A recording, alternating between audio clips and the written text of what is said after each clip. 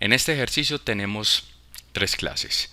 La clase A, que va definida de la línea 1 a la 10, la clase B, que va definida de la línea 11 a la 24, y la clase principal, que va definida de la línea 26 a la 36. Sabemos que esta es la clase principal porque tiene el método main. Recuerden que el método main, este que estoy señalando acá en este momento, todo esto, es el método por donde inicia la ejecución de nuestros programas escritos en C#. Comencemos a analizar la clase A. ¿Qué tiene la clase A? La clase A tiene un atributo de tipo entero y con modificador de acceso público llamado A minúscula. Y también tiene dos constructores. Un constructor por defecto. Recordemos que el constructor por defecto es aquel que no recibe parámetros en los paréntesis. Y un constructor que recibe un parámetro de tipo entero como parámetro del constructor. Recuerden, voy a cambiar aquí la pluma. Recuerden que si yo construyo el objeto y mando un valor aquí, supongamos que mande el 10, pues ese valor es el que se está colocando aquí en esta variable A, que es distinta a esta variable A a la que se hace referencia. Este dis.a, esta A de acá, es diferente de esta A de acá. Así se llaman iguales. Esta A que se está señalando aquí en este momento está haciendo referencia, esta misma A, está haciendo referencia a el atributo de la clase llamado A minúscula. Entonces aquí, por ejemplo, si entrara un 10 como valor al parámetro A, que es distinta a esta A, ese 10 estaría aquí y ese 10 se estaría asignando al atributo A de la clase, o sea, a este atributo que está acá.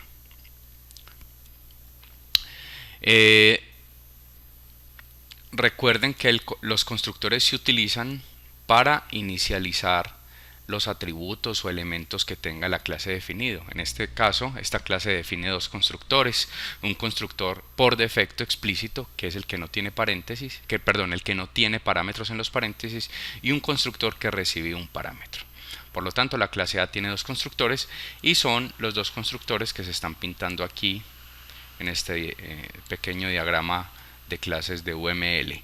Dos constructores y el atributo que está pintado aquí de clase entero, de tipo entero, y este es el nombre de la clase. Muy bien. Pasemos a la clase B. ¿Qué tiene la clase B? La clase B tiene dos atributos públicos, el C y el B, que se están señalando. Esos dos atributos son los que se están pintando aquí en el diagrama de clases UML. Este es el nombre de la clase. Y esta clase tiene un constructor que recibe dos parámetros de tipo entero y tiene un método. Recuerden que los constructores son aquellos métodos especiales que tienen el mismo nombre de la clase. Miren que este método sabemos que es el constructor porque se llama igual que la clase. La clase se llama B mayúscula, el constructor se llama B mayúscula. Así como en esta clase A, este constructor tiene el mismo nombre de la clase, este constructor tiene el mismo nombre de la clase, que es esta clase que está aquí, es este nombre que está aquí. Por lo tanto, sabemos que son constructores simplemente porque tienen el mismo nombre de la clase. Mientras que lo que hay en la línea 20 es un método, porque primero no se llama igual a la clase, y devuelve un valor de tipo string. Este método en particular retorna un valor de tipo string. Los constructores no retornan ningún valor. Miren que este constructor no retorna ningún valor, ni estos de la clase A retornan valor alguno. Simplemente se utilizan para inicializar valores o estructuras propios de la clase. Entonces esta clase tiene dos atributos, el B y el C, y tiene un constructor que recibe dos parámetros de tipo entero, uno llamado B minúscula y otro llamado CC minúscula. Esta B minúscula que se está recibiendo como parámetro en el constructor es distinta a esta B, que es esta misma B. Esta B que estoy señalando acá, esta B, es el atributo, o sea, esto, el atributo B de la clase. Esta B que está como parámetro en el constructor es un parámetro. Desde el punto de vista de la sintaxis o las instrucciones que tenemos ahí, aparenta ser la misma B, pero desde el punto de vista la memoria o el modelo de memoria de este programa, ambas B son diferentes porque están en espacios de memoria diferentes. Por lo tanto, aquí lo que se está haciendo es inicializar los atributos de la clase, el atributo B y el atributo C, a los valores que se le entregue como parámetro, que se le entreguen al constructor como parámetros. Si yo le entrego a CC un 10, ese CC inicializa el atributo C, y si le entrego a B un 20, ese B inicializa el atributo B de la clase, que es este de acá, el atributo B, lo inicializa al valor 20, suponiendo que entregáramos esos dos valores.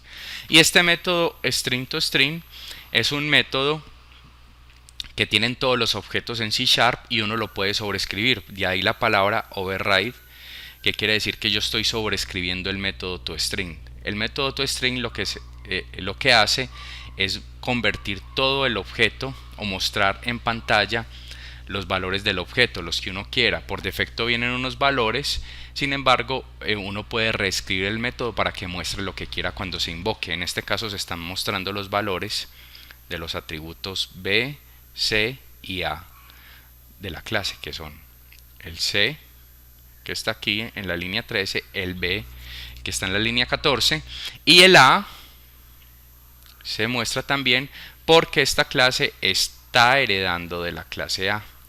Esta notación que tenemos aquí con dos puntos quiere decir que esta clase B, la clase B, hereda de la clase A. De ahí que se pinte esta relación de herencia que tenemos entre las dos clases. Por lo tanto, los elementos de A se heredan en B, es decir, en B también aparecen esos elementos porque se está heredando de la clase A. Finalmente, entonces tenemos la clase program, que es por donde empieza la ejecución de nuestros programas. Vamos entonces a ejecutar la primera línea del programa, que sería la línea 30, que es donde está la flecha en este momento. En este momento lo que se hace es, en esta línea lo que se hace es que se está creando el objeto C. El objeto C es el que se está creando. ¿De qué tipo es el objeto C? Pues es de tipo B. Es de tipo B. ¿Y qué es B? B es una clase que arranca acá en la línea 11, que es la que estoy señalando aquí, esa es la clase B. ¿Y cómo se está creando ese objeto B? Ese objeto C, perdón. Siempre los objetos se crean a través de sus constructores. En este caso se está creando el objeto C invocando al constructor de la clase B, porque estamos diciendo que el objeto C es de clase B, que es lo que se está indicando aquí. Ese objeto C es de clase B. Y se está invocando el único constructor que tiene explícito la clase B. La clase B tiene un constructor explícito que recibe dos parámetros, que es el que está acá en la línea 15. Siempre los objetos se crean a través de sus constructores. Y como ven, este constructor tiene dos parámetros y esos parámetros se están inicializando a estos valores que se están mandando aquí, 100 y 100.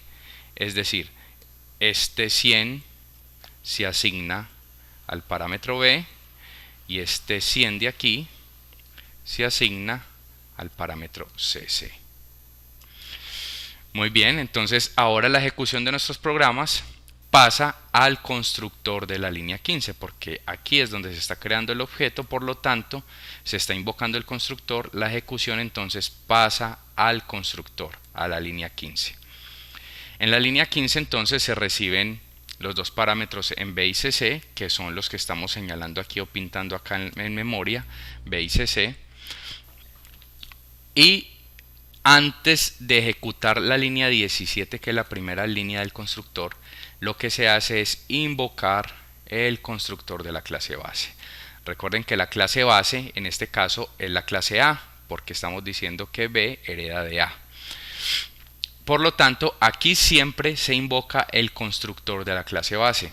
¿Cuál constructor se está invocando? Como estamos viendo que se está invocando un constructor que no tiene parámetros en los paréntesis, pues sabemos que se está invocando el constructor que no tiene parámetros en los paréntesis. En este caso se está invocando este constructor, el que no tiene parámetros. Si aquí metiéramos base y un número entero entre paréntesis, pues se estaría invocando en ese caso este constructor.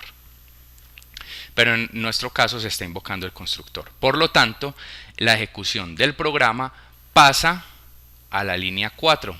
Antes de ejecutar la línea 17, primero se invoca el constructor de la clase base. Por lo tanto, la ejecución pasa a la línea 4. ¿Y qué hace la línea 4? Inicializar el atributo A de la clase A, o sea, this.a, que es esta A que tenemos acá, lo inicializa al valor 100.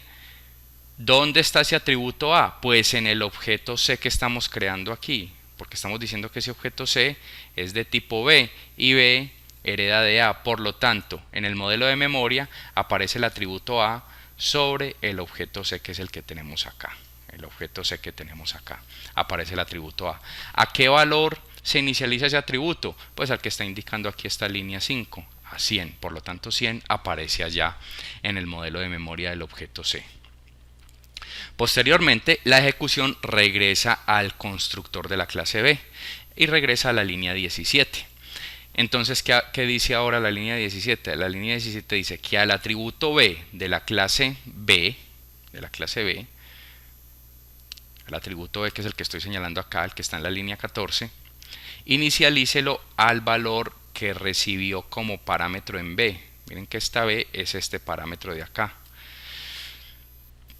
¿Y qué valor tiene ese parámetro? Pues ya lo vimos acá, que ese parámetro tiene el valor de 100.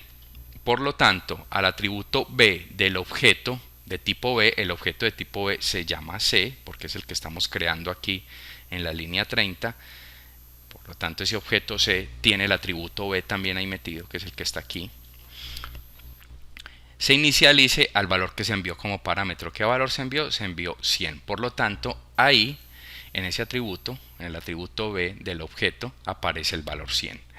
Posteriormente, sigue la línea 18. En la línea 18 aparece el atributo C. ¿Por qué aparece el atributo C? Pues porque estamos diciendo que el objeto C de la línea 30 es de tipo B y B define un atributo C. Por lo tanto, este objeto C que tenemos acá, este objeto C, también tiene el atributo C, que es el que estamos pintando acá. Y dice, a ese atributo, entréguele el valor que recibió como parámetro CC, que eso es lo que está diciendo esa línea. En CC, si miramos el modelo de memoria, tenemos en CC el valor 100. Por lo tanto, ese atributo queda inicializado a 100 también. ¿Qué sigue entonces? Ese objeto C, pues también acá en su modelo de memoria pintamos el método toString para que tengamos claro que ese objeto tiene el método toString. Ahí hay un error en las mayúsculas acá. Sabemos que este toString es con la T mayúscula. Recuerden que C# es un lenguaje sensible a mayúsculas y minúsculas. No es lo mismo toString minúscula que toString mayúscula. Aquí está escrito con mayúscula, allá debería ser con mayúscula también. Así que me disculpan el error. Bien, una vez ya queda definido el objeto C, que es este que tenemos acá, que también lo identificamos con la palabra clave this, la ejecución de nuestro programa, como ya se creó, aquí el objeto se creó en la línea 30, continuamos en la línea 31. La línea 31, ¿qué hace? La línea 31 está definiendo una variable de ejemplar, una variable de instancia. La variable C que tenemos aquí también es una variable de instancia. ¿De qué instancia? Es una instancia de la clase B o ejemplar de la clase B. En la línea 31 estamos creando otra variable de instancia, de la instancia ArrayList, de una clase que ya implementa C# que se llama ArrayList. ¿Por qué sabemos que es una variable de instancia? Porque aquí estamos con esta instrucción new ArrayList, estamos creando un objeto de tipo ArrayList, así como aquí creamos un objeto de tipo B con el constructor del objeto B. Aquí estamos creando un objeto de tipo ArrayList invocando un constructor un constructor por defecto. Sabemos que es el constructor por defecto porque no tiene parámetros, y invocando ese constructor creamos el objeto A. Como este objeto ArrayList está construido dentro de las librerías de C#, dentro de los espacios de nombre de C#, pues nosotros no tenemos ese código acá. Esa es una de las ventajas de la programación orientada a objetos, el encapsulamiento. No sabemos cómo está construida la clase ArrayList, pero la podemos utilizar simplemente construyendo objetos de tipo ArrayList. En la línea 31 entonces aparece un objeto llamado A, una variable de instancia o ejemplar de la clase ArrayList llamado A minúscula. Esa variable de instancia es un arreglo de elementos, un vector de elementos. Por lo tanto, en la línea 32, que es donde continúa la ejecución, el objeto A, que es el que construimos en la línea 31, está invocando un método, este método add, está invocando el método add para agregar un elemento al arreglo.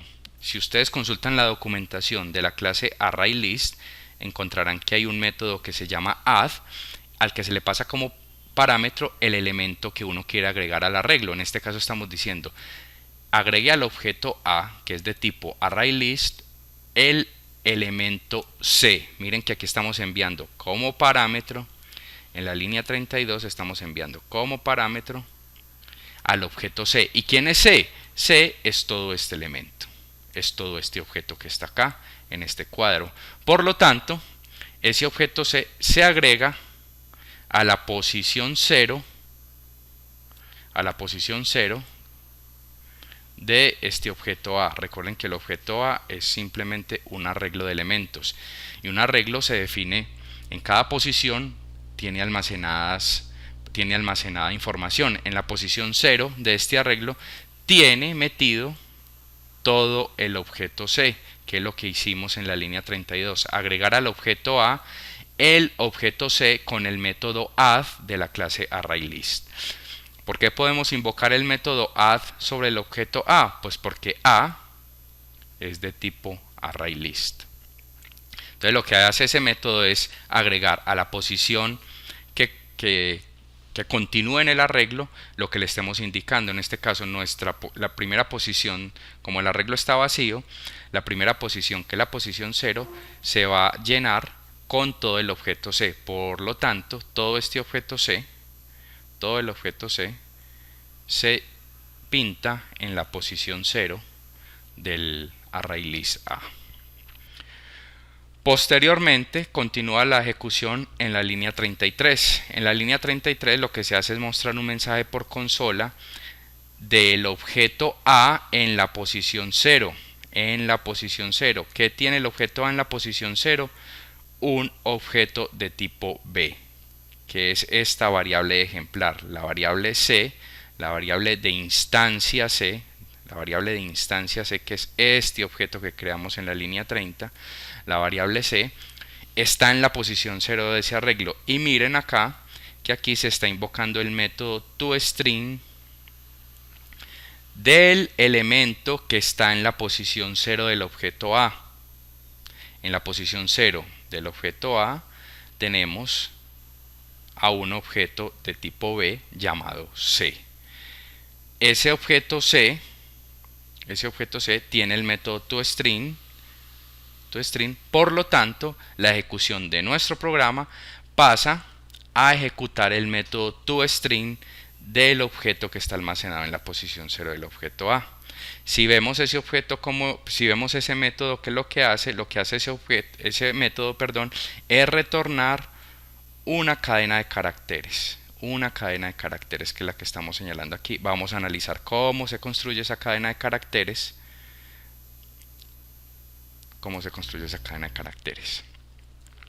Esa cadena de caracteres entonces empieza indicando B entre comillas, igual, y lo hace igual a dis.b. ¿Quién es dis.b? Pues dis es este objeto, que es C, y dis.b es este atributo, y este atributo tiene el valor 100, por lo tanto ese 100 se copia aquí donde estamos indicando. Luego sigue Le concatenamos, recuerden que el operador de suma o el operador de adición, el más en C Sharp, no solo sirve para sumar números, sino que sirve para concatenar cadenas de caracteres. Concatenar es unir cadenas de caracteres. Entonces yo estoy uniendo la cadena B con un valor, la cadena C con otro valor, la cadena A con otro valor. En este caso entonces vamos aquí, pintamos C igual, que es lo que estamos pintando aquí abajo, C igual a 100. Dis.c, ¿quién es dis? Dis es este objeto que tenemos aquí y está haciendo referencia al atributo C, o sea, a este atributo que hay aquí. Por lo tanto, ese atributo tiene el valor 100. Concatenamos 100 en la cadena. ¿Qué sigue? Sigue concatenar A igual. Concatenamos A igual. ¿Y qué le concatenamos luego? Concatenamos dis.a. Dis.a. ¿Quién es dis? Nuevamente, dis es este objeto. El atributo A, ¿qué valor tiene? El atributo A tiene el valor 100. Por lo tanto, toda la cadena de caracteres nos queda armada como estamos indicando a continuación en el recuadro negro. Toda la cadena nos queda armada de esa manera. Esa cadena, una vez está armada, se retorna al programa que invocó este método. ¿Quién invocó este método? Pues el programa principal lo invocó en la línea 33, que es donde está la flecha roja en este momento, esta flecha. Ese fue el programa que invocó el método toString, que es el que está aquí pintado. Por lo tanto, se arma la cadena, se retorna y ¿qué se hace? Se muestra por consola. Entonces, por consola obtendríamos este resultado del recuadro negro. Te mostraría por consola nuestro programa B igual a 100, C igual a 100, A igual a 100. Posteriormente la ejecución pasa a la línea 34. La línea 34 lo que hace es leer cualquier tecla, simplemente para que la salida por consola la podamos ver y no se cierre automáticamente. Y ahí finalizaría la ejecución de nuestro programa. Por lo tanto, en el lado derecho, entre estos cuadritos, tenemos el modelo de memoria, un modelo de memoria aproximado de lo que representa el código que tenemos al lado izquierdo. Para concluir entonces, revisemos los enunciados. ArrayList es un objeto, eso es verdadero, porque recuerden que acá, voy a cambiar aquí al resaltador, recuerden que acá, en la línea 31, se está creando un objeto llamado A minúscula de tipo ArrayList. ¿Cómo sabemos que es un objeto? Por el operador new. Los objetos siempre se crean con new, invocando a los constructores o al constructor de ese objeto. Por lo tanto, eso es verdadero. El método add es del objeto ArrayList. Eso también es cierto. Dijimos que el método add de la línea 32 es un método de la clase ArrayList. Les dije que si se revisa la documentación de la clase ArrayList, podemos darnos cuenta que existe el método add y sirve para agregar elementos al arreglo. Recuerden que el objeto A es un arreglo. El método toString que se está invocando en la línea 33 pertenece al ejemplar de la clase B. ¿Quién es el ejemplar de la clase B? Recuerden que los ejemplares son las variables de instancia. Variable de instancia o variable de ejemplar significan lo mismo. Son los objetos. Los objetos se crean cuando se instancia una nueva clase. Aquí se está instanciando la clase B en el objeto C. Por lo tanto, el ejemplar de la clase B es la variable C. Y dice, el método toString que se está invocando en la línea 33 pertenece al ejemplar de la clase B. Ya nos dimos cuenta que este toString lo que hace es invocar el método toString de la clase ¿qué? La clase B. Por lo tanto, ese enunciado también es cierto. Los valores finales de los atributos del ejemplar de B son, ¿quiénes son los atributos del ejemplar de B? Primero, el ejemplar de B, nuevamente, es el objeto C, y los valores finales de los atributos A, B y C son 100. Aquí lo vemos claramente, A, B y C, los valores de esos atributos, los valores finales son 100, y también nos dimos cuenta que en la salida por consola tenemos esos mismos valores. Por lo tanto, ese enunciado es verdadero. ArrayList es un método del ejemplar de la clase B. Eso es completamente falso porque ya nos dimos cuenta que ArrayList es un objeto, es una clase y por lo tanto uno puede construir objetos a partir de esa clase. No es un método, ArrayList es una clase. El método add es del ejemplar de la clase B. ¿Quién es el ejemplar de la clase B? El ejemplar es la variable C, que la tenemos en la línea 30. El ejemplar es la variable C. Por lo tanto, el ejemplar de la clase B es la variable C. Por lo tanto, el método add, ¿cuál es el método add? Este que está aquí en la línea 32. Ese método add ya dijimos que pertenece, miren que se está invocando desde el objeto A. ¿Y quién es el objeto A? El objeto A o el ejemplar A o la variable de instancia A es de tipo ¿qué? ArrayList. Por lo tanto, el método add pertenece a la clase ArrayList y no a la clase B. Por lo tanto, ese enunciado es falso. El método toString que se está invocando en la línea 33 pertenece al objeto ArrayList. Ya nos dimos cuenta que no, que ese método toString lo que hace es invocar el método toString del objeto que esté almacenado en el arreglo del objeto que esté almacenado en la primera posición. Miren que aquí estamos diciendo, invóqueme el método toString del objeto que está en la posición 0 del arreglo A. El arreglo A sabemos que es este que está aquí y que en la posición 0 lo que tiene es un ejemplar de la clase B llamado C. Los valores finales de los atributos del ejemplar B son A igual a 10, B igual a 10, C igual a 10. Eso es falso porque ya nos dimos cuenta que los valores finales de los atributos del ejemplar de la clase B, el ejemplar nuevamente es la variable C, el ejemplar de la clase B, o la instancia de la clase B es la variable C, y los valores finales de los atributos, si miramos los atributos que tiene la clase A, B y C, los valores finales son 100 en cada caso, y nos dimos cuenta que la salida por consola fue 100 para todos los valores de los atributos. Y con eso terminamos el análisis de este ejercicio.